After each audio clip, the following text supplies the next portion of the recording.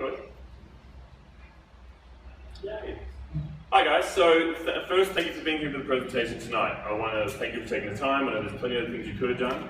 My job tonight is going to be to try to give you guys information you haven't heard before. So I'm not going to stand up here and say magical things like eat less calories to lose weight, things like that. I'm going to talk about the things that you haven't heard, the new research that's come out that tries to explain weight loss in a different sense than just calories in, calories out. Because to start off with, calories are basically calculated. Does anyone know how calories are calculated? How do we know how many calories are in food? Anyone? You guys tell me if you know. Read the label. You can read the label, but then how do it? So if I'm Mr. Scientist in the lab, look, big question. Thank you for contributing. So if I see a food and I say this food is 100 calories, how do they determine that it's 100 calories? Okay. What they actually do is they take that food and they burn it. And they see how many joules of heat are released when they burn that food. Now, you don't have to be an anatomy major to know that basically that we don't have a furnace inside us. We actually have this digestive process. And we break down food. Now, how we break that food down can really vary from individual to individual, but also how we can accelerate our body's ability to make the most of that food or hinder our body's request for more of that food comes down to a lot about what we eat and how we combine it. So my job today is going to be to try to give you guys information and tips so that way when you make your decisions on what foods you're going to eat, you can make sure you're making it educated on the latest research. Okay? So, 5 steps to lose 10 pounds in 3 weeks. Sexy title. Check. Good. Next one. Now, so you are when you eat. This is a really fascinating piece of research that came out about 3 years ago and still hasn't really made it mainstream. Basically, the study was done, and they took mice, which is a very popular sort of lab thing to do. They're just finishing up testing on humans now.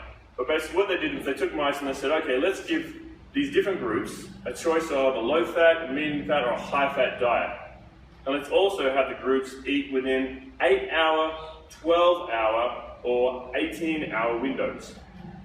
Now the reason they did that was because there's research that's come out that says actually our sleep cycles, so if anyone's traveled overseas, they talk about, hey, make sure you wake up, see the sunrise, get into the new cycle, right? Get outside while the sun's out. What they found is actually research showing that when you eat has more to do with your circadian rhythms than anything else. And so on that research, they said, well, let's take a look at what else when you eat can influence.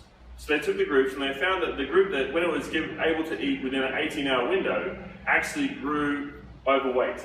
When the group was in an 8-hour window, then they actually became very lean, even when they ate a comparable amount of calories. That's the key thing to remember. The calories were not changed. However, the amount of time you had to eat them were. Then they did a further study and they said, okay, let's look at these groups. And what they found is that regardless of the level of fat in the diet, what they found was that basically when they kept it to about 12 hours, that's 12 hours from when you first ate to when you last ate within a 24-hour cycle, then actually within that 12 hours, if you stuck within that 12 hours, then you got lean. You reduced your risk of metabolic syndrome, diabetes, blood sugar fluctuations. So if you were to say, oh Jamie, I got to go right now, if you just walked out of here with that one tip, which is make sure you eat within a 12-hour cycle, then you'll actually be ahead of most of the game. If that was the only thing you worried about with the food you ate, you would be, statistically speaking, scientifically speaking, research speaking, in a place where you would be able to reduce your risk of all those things, but also get leaner. So let's say that we understand that we've got that. If we agree that you are when you eat, so we talked about that a little bit, what was really interesting about the study was they actually said 5 days on and they gave them the weekend to eat whatever they want. Now I'll talk about other research further in this presentation about how you can actually eat foods which will help accelerate your metabolism within certain windows and certain permutations, such that you'll end up being in a situation where eating a food that is normally considered bad for you will actually help your body lose body fat. So in other words, it's the big cheat day. Everyone talks about the cheat day, but actually there's lots of science that explain and back up the idea of a cheat day, but there's a certain way to do it, there's a certain way not to do it. So basically, if you take that right there, a 12-hour window, That's the moral of the story. If I were to make a circle, okay, I would say on the outside rim of the circle, I would have a color. That would be pretty cool if I had an extra like a circle up here, and I would have 12-hour window on the outside. That would be part 1 of a 5-part strategy for losing 10 pounds. 5 ways to lose 10 pounds in 3 weeks. Yes? Does it matter when your 12 hours is? Can you start it at 9 a.m. and go to 9 p.m.? It does not. So actually it's a great question, because what that means is that if you skip breakfast, and everyone says, don't skip breakfast, right? Most important meal of the day, research is showing that's not actually true. What? Yeah. It's a myth. I've been lied to. And for many years, I totally supported that. However, now, I want to note, this is from a healthiest weight perspective, okay? I'm not going to say, because there are lots of different things people say, well, you need different vitamins and minerals, etc. And there's lots of people who say, well, it's healthy to get my fats in, right? It's healthy fat. And I'll say, it certainly is. However, if you want to be lean, unless you're worried about things like vitamin C, for example. Like there's a certain standard of vitamin C that is required by the FDA, and that standard of vitamin C is to stop you getting scurvy, which is nothing that anyone wants to have. However, I don't really know that many people that get scurvy. What I will say is that there is actually an optimal range where you can start to get all sorts of other benefits from vitamin C that is above that standard number. What I'm trying to say is that actually the research shows, and I'm trying not to step on anything that we've learned before, but to say that may be true, that breakfast is an important meal. However, the 12-hour window shows us that actually you can stay leaner as long as you stick to that 12-hour window. Now, that starts the second you eat your first thing of the day.